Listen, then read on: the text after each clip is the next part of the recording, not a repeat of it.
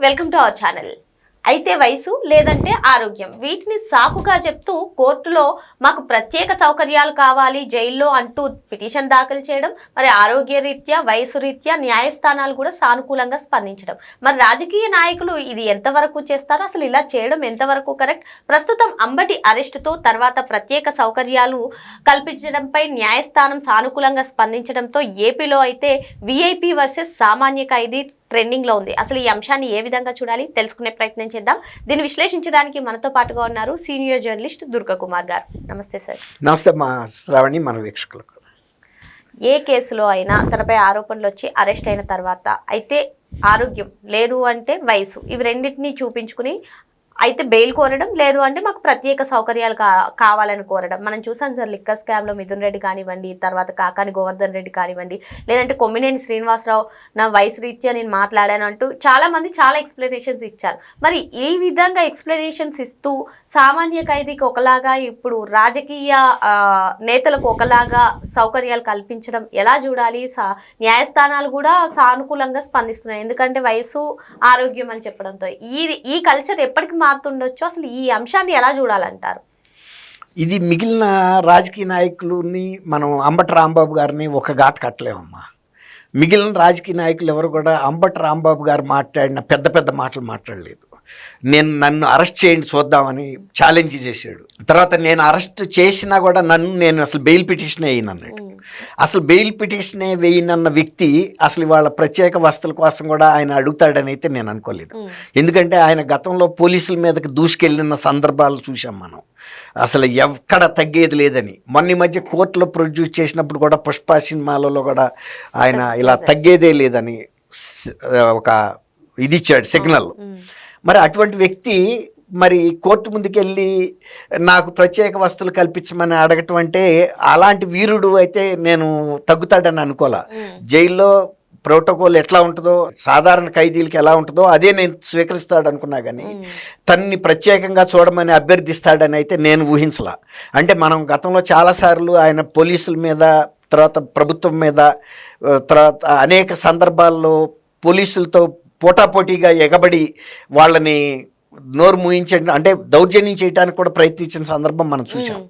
మరి ఆ వ్యక్తి ఇవాళ జైల్లోకి వెళ్ళిన తర్వాత తన వయసు అప్పుడు ఎందుకు గుర్తొచ్చింది, తన ఆరోగ్యం ఎందుకు గుర్తొచ్చింది? మరి గతంలో పోలీసుల మీద అట్లా ఎగబడినప్పుడు ఆయన వయసు ఆయనకి తెలీదా, ఆయన ఆరోగ్య పరిస్థితి ఆయనకి తెలీదా? అంటే బయట చెప్పింది వేరు, లోనికి వెళ్ళిన తర్వాత ఆయన ఆ పరిస్థితుల్ని తట్టుకునే ఇది లేదు. గతంలో కూడా మీరు అడిగారు ఇదివరకు ఉండేదా అని. ఏదైనా రాజకీయ కారణాల మూలాన అరెస్ట్ చేస్తే, ఆ సెక్షన్ల మూలాన అరెస్ట్ చేస్తే రాజకీయ ఖైదీలకి ప్రత్యేకమైన వస్తువులు ఉండేది. మీరు అన్నట్టు మంచం ఇచ్చేవాళ్ళు, బెడ్ ఇచ్చేవాళ్ళు, ఆ రోజుల్లో రేడియో ఇచ్చేవాళ్ళు, న్యూస్ పేపర్ ఇచ్చేవాళ్ళు, ఫుడ్ కూడా స్పెషల్గా పెట్టేవాళ్ళు, లేకపోతే బయట నుంచి తెచ్చుకోవడానికి అనుమతి ఇచ్చేవాళ్ళు. తర్వాత వైద్యం ఎట్లాగూ అందించేవాళ్ళు, ఎట్లాగూ డాక్టర్ ఉంటారు జైల్లో. మరి ఈయన అరెస్ట్ అయిన కేసు సెక్షన్లు వేరు. ముందేమో ఆయన చంద్రబాబు నాయుడు గారి మీద, తల్లిదండ్రుల మీద చాలా దూషణకు దిగిన సెక్షన్లో ఎన్ని క్రిమినల్ సెక్షన్లే. తర్వాత వాటి మీద బెయిల్ వచ్చిన తర్వాత కూడా మళ్ళీ అక్కడ ఒక లాటరీ కండక్ట్ చేశాడనే సెక్షన్ల మీద ఇప్పుడు ఆయన రిమాండ్ ఖైదీగా ఉన్నాడు. అవి కూడా క్రిమినల్ సెక్షన్లే. ఇప్పుడు అనుమతి లేకుండా అసలు లాటరీలు నిర్వహించడం అనేది తప్పు. కేరళ రాష్ట్రంలో ఉంది, కానీ ఆంధ్రప్రదేశ్లో భాగ్యలక్ష్మి లాటరీ అని మేము స్కూళ్ళల్లో చదివేటప్పుడు, అంటే బహుశా 1970 ఆ ప్రాంతాల్లో రాష్ట్ర ప్రభుత్వమే నిర్వహించేది భాగ్యలక్ష్మి లాటరీ. ప్రతి నెల ఒకసారి 15 రోజులకు ఒకసారి భాగ్యలక్ష్మి. ఆ రోజుల్లో ₹1,00,000 ఎంతో మ్యాక్సిమం బహుమతి. అవి అఫిషియల్గానే అమ్మేవాళ్ళు, రాష్ట్ర ప్రభుత్వమే నిర్వహించేది. కానీ ఇప్పుడు లాటరీలు నిషేధించారు. అనధికారికంగా నిర్వహించడం ఇంకా పొరపాటు. ఆయన సంక్రాంతికి లాటరీ టికెట్లు ముద్రించి తన ఫోటోతో సహా మళ్ళీ వృద్ధాప్య పింఛన్లో 200 ఏదో కట్ చేసుకుని మరీ చేశారని. అవును, ఆర్థికంగా చాలా అవకతవకలు చేశాడని ఒక పబ్లిక్ ఇంట్రెస్ట్ లిటిగేషన్ మీద వేసిన కేసులో మళ్ళీ ఆయన్ని రిమాండ్కి పంపారు. మరి ఈ రిమాండ్ తను వెళ్ళిన సెక్షన్లు రాజకీయానికి సంబంధించిన అంశాలు కాదు, ఒక సాధారణ క్రిమినల్ కేసు అది. మరి ఆయన ఈ ప్రత్యేక వస్తువులు కల్పించమని నాకు తెలిసినంత వరకు ఒక మంచం, ఒక మెత్తటి పొరుపు, మెత్తటి దుప్పట్లు, దిండు, తర్వాత ఏమో దోమలు కరవకుండా దోమ తెర్ర ఒకటి, తర్వాత మందులు, ప్రత్యేకమైన ఆహారం నాకు ఇంటి నుంచి తెప్పించుకోవటానికి బయట నుంచి అనుమతి ఇవ్వమంటాం, తర్వాత నిరంతరం వైద్య సేవలు అందించమని అడగటం, తర్వాత మందులు అడగటం తప్పులేదు, ఎవరైనా మానవతా దృక్పథంతో ఇస్తారు కూడా. ఇంకా ప్రత్యేకమైన మందులు వస్తే కూడా నాకు ఇప్పించమని, నిరంతరం వైద్య సదుపాయం డాక్టర్ని ఉంచమని అడిగాడు.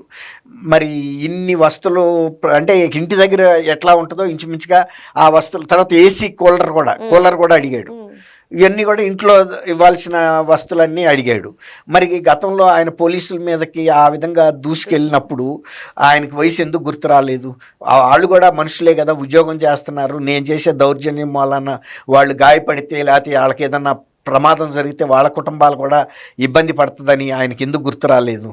ఇప్పుడు నువ్వు ప్రజాప్రతినిధిగా అంతకుముందు కూడా మంత్రిగా కూడా పనిచేసినప్పుడు అవతల పోలీసు అధికారుల ప్రాణాలకు కూడా నువ్వు విలువ ఇవ్వాలి కదా. నిన్ను ఒక ప్రజాప్రతినిధిగా వాళ్ళు గౌరవిస్తున్నారు కదా అని నువ్వు అది అడ్డు పెట్టుకుని వాళ్ళ ప్రాణాలకి హాని జరిగే విధంగా నువ్వు ప్రవర్తించినప్పుడు ఆ రోజు నీకు ఈ వయసు, నీ ఆరోగ్యం ఎందుకు గుర్తు రాలేదు? వాళ్ళ కుటుంబాలు ఏమవుతాయి? మనిషి అయితే తిరిగి రాడు కదా నువ్వు చేసిన పనికి. నీ మీద తర్వాత కేసు బుక్ అవ్వచ్చు, కానీ వాళ్ళ జీవితాలే పోతాయి. కానీ అట్లాంటి టైంలో నువ్వు కొంచెం సంయమనంతో వ్యవహరించి ఉంటే ప్రజల్లో కూడా ఒక సానుభూతి ఉండేది. ఇవాళ చాలామంది ప్రజలు ఎందుకు అడుగుతున్నారంటే ఈయనకి ఈ వస్తువులు కోర్టు గ్రాంట్ చేసిందండి, అందుకు ప్రజలు అడుగుతున్నారు. ఎందుకు అంబటి రాంబాబు గారు మరికి అంత దురుసుగా వ్యవహరించిన వ్యక్తికి ఇన్ని వస్తువులు కోర్టు ఎలా మంజూరు చేసిందని. అంటే కోర్టు అలాంటి ఇస్తుందని ఎవరు ఊహించలా. ఎందుకంటే గతంలో ఆయన దురుసుగా ప్రవర్తించాడు, అందువల్ల ఈయనుంటే శాంతి భద్రతలకు విఘాతం అని అంతకుముందు బెయిల్ పిటిషన్ అప్పుడు కూడా పోలీసులు వాళ్ళ ఇబ్బందులు చెప్పినప్పుడు రిమాండ్కే పంపారు. తర్వాత మళ్ళీ బెయిల్ ఇచ్చారు, అది వేరే మాట. కానీ రిమాండ్కి పంపారు అంటే జడ్జెస్కి పోలీసులు చెప్పిన విషయాల్లో ఒక నిజం ఉందనేది అర్థమైంది. ఇప్పుడు కొన్ని ఆయనకి అంటే వయసు రీత్యా వచ్చే ఇబ్బందులు ఉంటే మందులు ఇవ్వమని ఇవ్వచ్చు, తప్పులేదు. అలాగే డాక్టర్ ఆయన ఎప్పుడన్నా ఇబ్బంది ఉందంటే చాలామంది దీన్ని దుర్వినియోగం చేసి అనేక మధ్య ఆయన జోగి రమేష్ కూడా డాక్టర్లకి నాకు ఏదో హెల్త్ బాగాలేదంటే కూడా బాగానే ఉంది అని వెనక పంపించేసిన సందర్భం చూసాం. చాలామంది ఇది ప్లే చేస్తారు ఆరోగ్యం పరిస్థితి మీద. కాబట్టి ఆయనకి ఏదో విట్టుగోనో ఏదో తల తిరిగే ఏదో ప్రాబ్లం ఉందన్నారు, దానికి మందులు ఇవ్వమని కూడా చెప్పారు.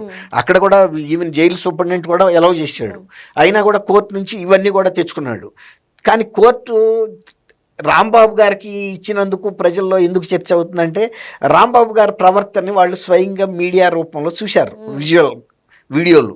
ఆయన ఎప్పుడు కూడా మొన్న కోర్టు దగ్గరికి వచ్చి కూడా పోలీసుల్ని రెచ్చగొట్టే విధంగా, ప్రభుత్వాలని రెచ్చగొట్టే విధంగా కూడా మరి పుష్ప సినిమాలో హీరోకిను రాంబాబు గారి వయసుకి సంబంధం ఉందా?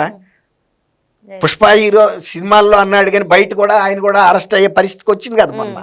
ఆయన ఒక తొక్కిసలాట కారణమైన సందర్భం, అవునా కదా? మరి సినిమాల్లో డైలాగులు చెప్పిన వ్యక్తి మరి తగ్గేదే లేదని అసలు ఆ పిటిషన్ ఎట్ట పెట్టాడు? ఇది ప్రజల్లో ప్రశ్న. ఒక హీరోలాగా నువ్వు వెళ్ళినప్పుడు హీరోలాగానే ఉండాలి, అక్కడ ఏది ఇస్తే అది తీసుకోవాలి, తినాలి, ఎందుకు తగ్గాలి?